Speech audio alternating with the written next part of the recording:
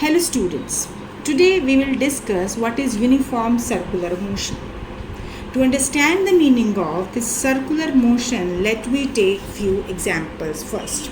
Suppose if an athlete is moving along this rectangular track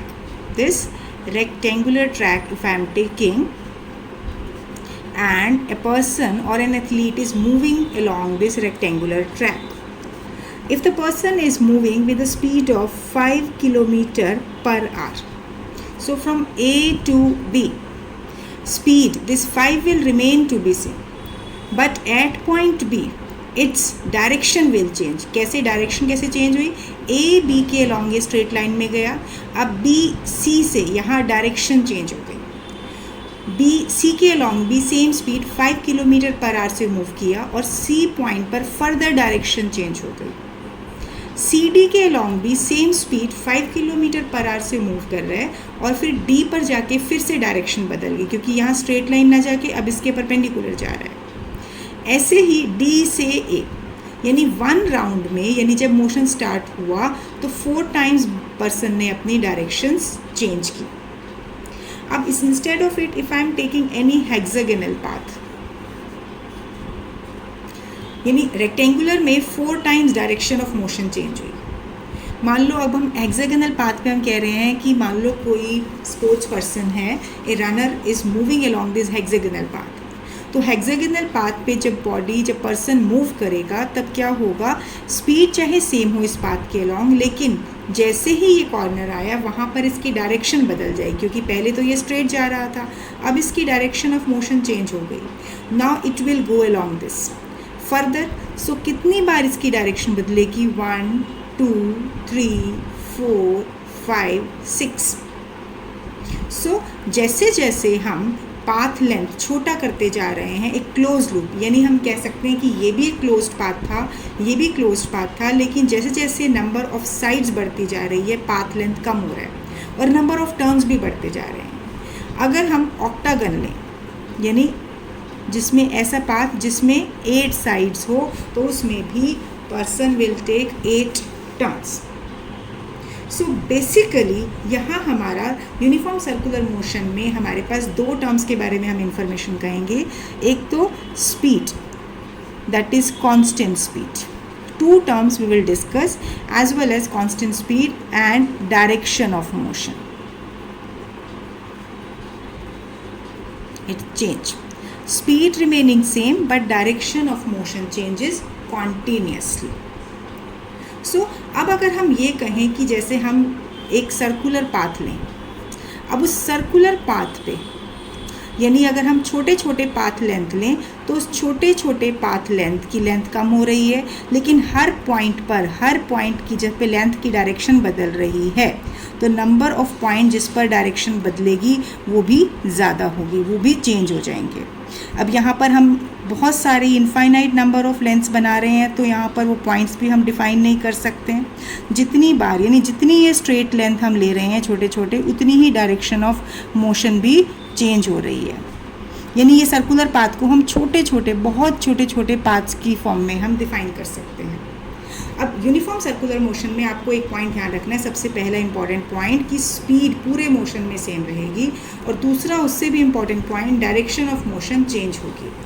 अब direction of motion change होने को हम कैसे समझेंगे? इसको समझने के लिए मैथ्स में हमारा एक कॉन्सेप्ट होता है, कॉन्सेप्ट ऑफ टेंजेंट. थोड़ा सा हम वहाँ पे इंट्रोड्यूस करेंगे. मैथ्स का जो कॉन्सेप्ट है उसमें हम कहते हैं कि जो रेडियस है, रेडियस कैसे लेते हैं? सेंटर से किसी भी पॉइंट पर जब एक लाइन लेते हैं, दिस इज़ रेडियस. और इस पॉइंट पर अगर मैं स्केल की हेल्प से एक स्ट्रेट पॉइंट, इस पॉइंट ए पर एक स्ट्रेट लाइन बनाऊं, तो ये क्या कहलाता है? Tangent. This is taken as tangent. तो हर किसी भी एक पॉइंट पर एक ही टेंजेंट ड्रॉ कर सकते हैं. मान लो मैं पॉइंट यहाँ लूँ बी, और ये आपका सपोज रेडियस है, तो यहाँ पर एक ही टेंजेंट होगा. मान लो ये पॉइंट सी लिया, इस पॉइंट पर हम एक ही टेंजेंट ड्रॉ कर सकते हैं.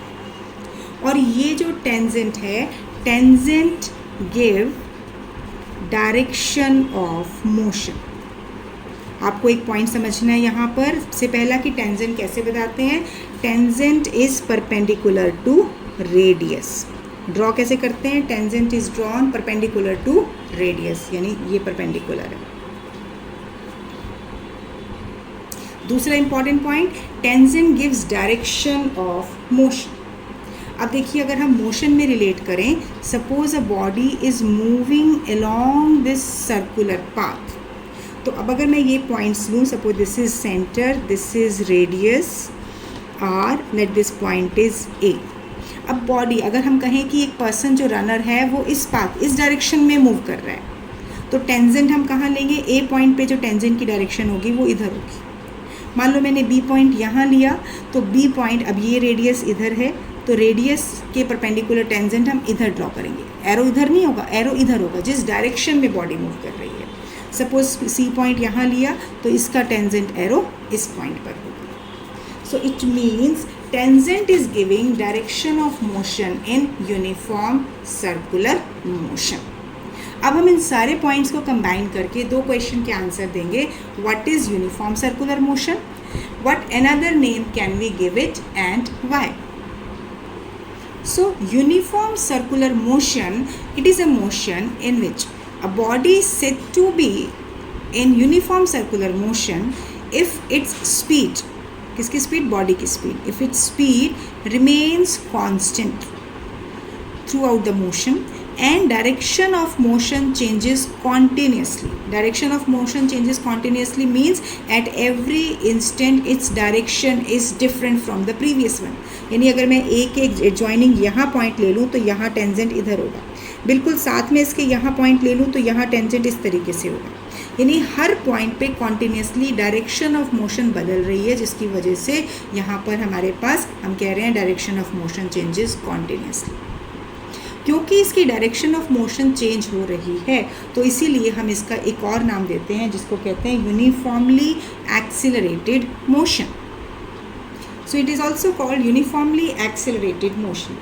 इस पॉइंट को समझने के लिए सबसे पहले अगर हम देखें कि हम कहते हैं acceleration is v minus u upon t, यानी rate of change of velocity. अब अगर वेलोसिटी की हम बात करें, वेलोसिटी दो पार्ट्स में है, स्पीड प्लस डायरेक्शन।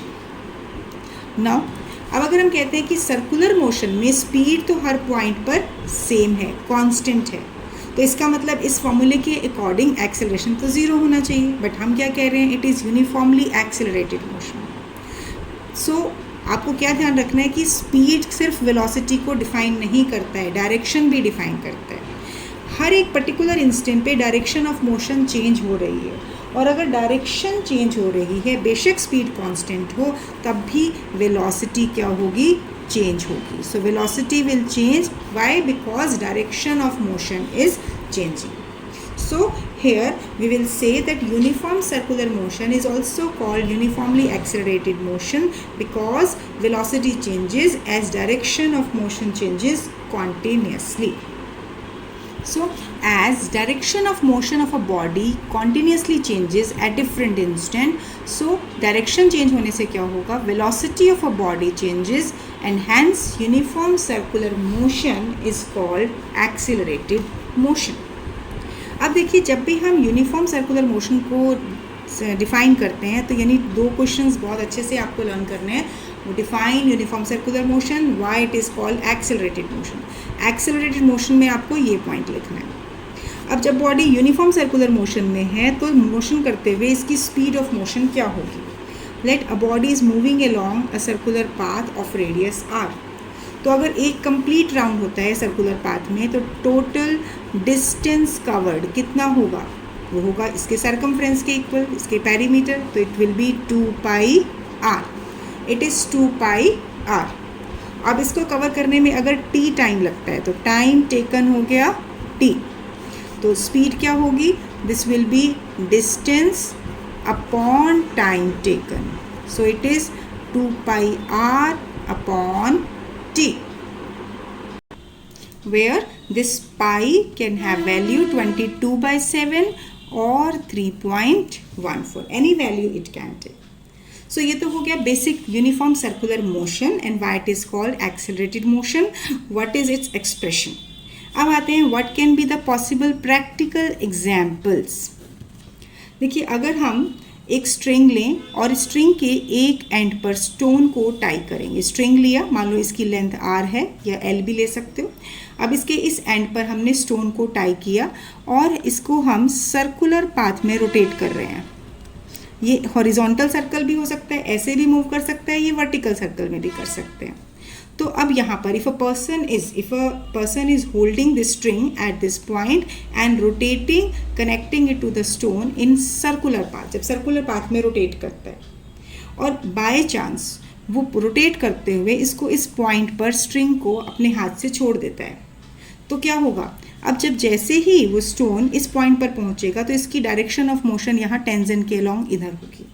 तो इस केस में जब वो स्ट्रिंग पर्सन के हाथ से छूटेगी तो वहाँ पर वो स्टोन की डायरेक्शन कहीं इधर कहीं जाके गिरेगा, बाहर की तरफ। मान लो अगर रोटेट करते हुए वो इस पॉइंट पर स्ट्रिंग को छोड़ता तो यानी उस केस में इसकी डायरेक्शन ऑफ मोशन इधर हो जाती। यानी जैसे जैसे डायरेक्शन ऑफ मोशन चेंज हो रही है तो स्ट्रिंग के छूटने पर स्टोन के गिरने की डायरेक्शंस भी अलग अलग हो रही है। So it means when a stone is tied to the string and rotated in the circular path and when the string is released, या कहें कि string बीच में break हो जाती है, the stone will fly off along direction of motion.